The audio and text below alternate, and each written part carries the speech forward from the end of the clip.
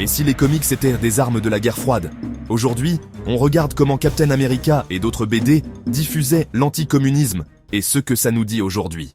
Captain America est apparu en 1940, créé par Joe Simon et Jack Kirby pour incarner le héros patriote américain. Après la Seconde Guerre mondiale, alors que le conflit Est-Ouest commence, les comics changent. Les nazis laissent place aux communistes comme adversaires. Le héros devient un symbole de lutte contre la menace soviétique. Dans les années 50, Marvel publie Captain America, Comic Smasher. Dans les numéros, VE 77, 68, 1954, Cap affronte des espions soviétiques, des traîtres américains, des propagandistes communistes. Le vilain Crâne Rouge, ancien nazi, est désormais présenté comme un agent du Kremlin. On voit même sur certains ennemis une faucille et un marteau sur leur torse, symbole direct de l'URSS. Ces comics avaient en plusieurs fonctions: rassurer la population américaine, montrer que l'ennemi est partout, dans les frontières, à l'intérieur, justifier les politiques anticommunistes, répression, peur des espions.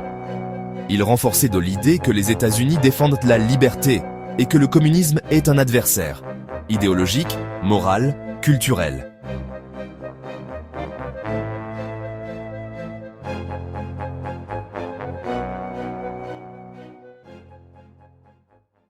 Aujourd'hui, même si le communisme soviétique n'est plus l'ennemi principal, on retrouve des logiques similaires. Médias, films, comics ou séries désignent des menaces.